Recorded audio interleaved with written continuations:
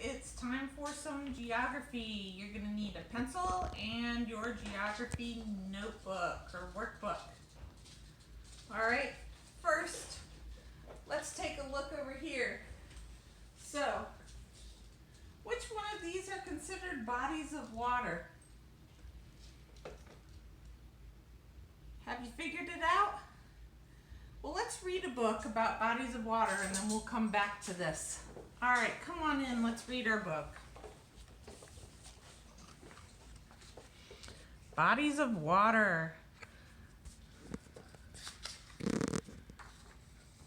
What is one thing that people, plants, and animals need? Water. We drink it, bathe with it, and wash it. We use water every day and we need it to live. Earth is mostly covered by water. In fact, water covers almost 70% of the earth. A body of water is an area of land that is covered by water. Bodies of water include oceans, lakes, rivers, and glaciers.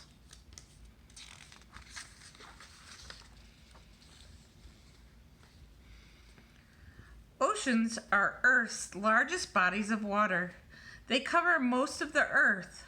The water in an ocean is always moving. Water in an ocean moves due to wind and the earth's rotation.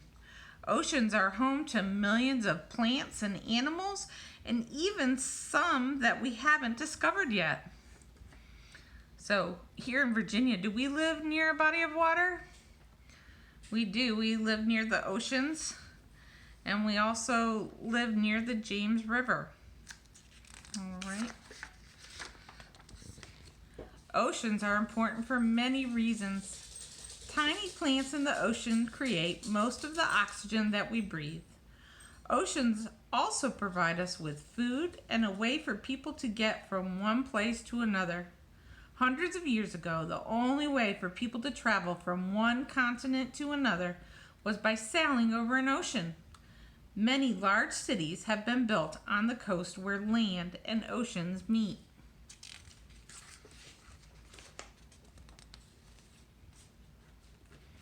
All right, this is a river.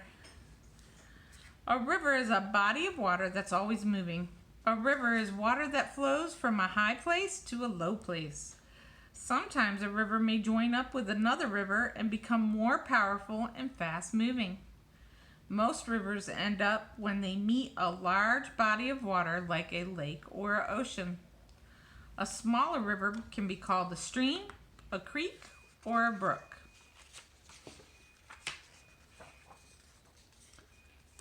Rivers help us. They provide water for people to drink and places for animals to live. Remember, we were talking about habitats? So, a river is one of the habitats, and they'll live by the river. People can use rivers for transportation. Rivers can also be used to generate electricity, and many big cities are built around rivers. A lake is another body of water. A lake is water that is surrounded by land. Some lakes take its water from rivers and others get water from rainfall. If a lake does not have a constant flow of water, it will eventually dry up. Small lakes are called ponds.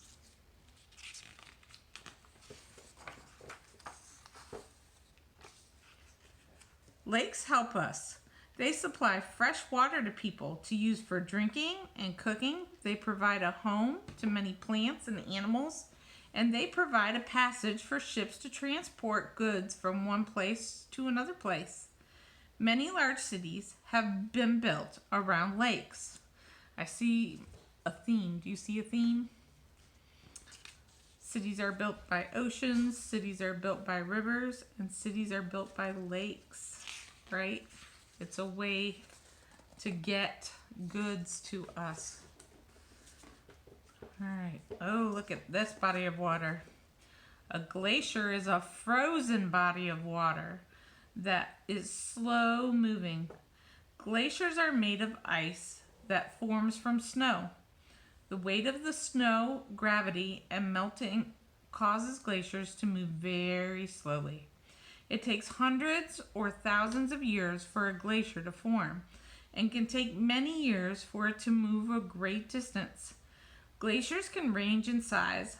Some can be the size of a building, and some can be hundreds of miles wide.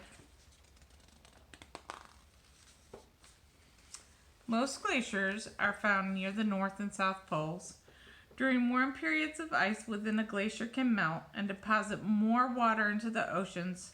If the glacier sheet covering Antarctica were to melt, many cities and countries on Earth would be covered in water. This is why it's important for scientists to study why our Earth is warming up and come up with ways that we can slow the melting of glaciers. Bodies of water can be either fresh or salt water. Do you know what the ocean is? That's right, it's salt water. Fresh water is water that animals and people need for drinking and to stay healthy. Most rivers, lakes, and glaciers are all made up of fresh water. Salt water is water that contains salt. Oceans are made up of salt water. People should not drink salt water because too much salt can make them sick.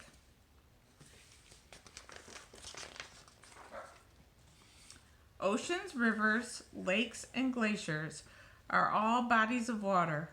Large or small, fresh water or salt water, all bodies of water are important to life on Earth. All right, so let's go back to our picture here. Let's go back to our wall. Here we go. So which one of these are bodies of water? That's right, I was being tricky. All of them are bodies of water. All right, and here in Virginia, what is really close to us? That's right, we have the beach that is on the ocean, right? So we have salt water right by us. We also have rivers, right? So we have the James River. So we have a freshwater source in the James River. And then we also have some lakes a little further away from us, like Lake Gaston is a small lake. In some places where we live, the housing complexes will say that it's a lake, but that's more like a little pond. So, but there definitely are some lakes around here as well. Are there glaciers near us? Nope, no glaciers near us. All right, so let's take a look at our geography workbook. Come back in around, and we are going to turn to page 5. All right, let's read the directions. All right, here's your lesson 5, and it says complete each sentence using the missing word. All right, right over here is your word bank to fill out your answers over here. All right, so let's go over our words in our word bank. We have glacier, lake, ocean, river. All right, so let's do the first one, and then I'm going to let you do the other 3 by yourself. Are you ready? A blank is water that is surrounded by land. Do you remember that? Was it glacier? Is glacier still surrounded by land? Mm-mm. What about lake? Is a lake surrounded by land? I think that might be it. Let's put a little check just to see the other 2. Ocean? Was the ocean surrounded by land? No, you could get to land from the ocean, but it wasn't surrounded by it. And then the river. Was the river surrounded by land? So it's actually going to be the lake, right? And you're going to write L-A-K-E.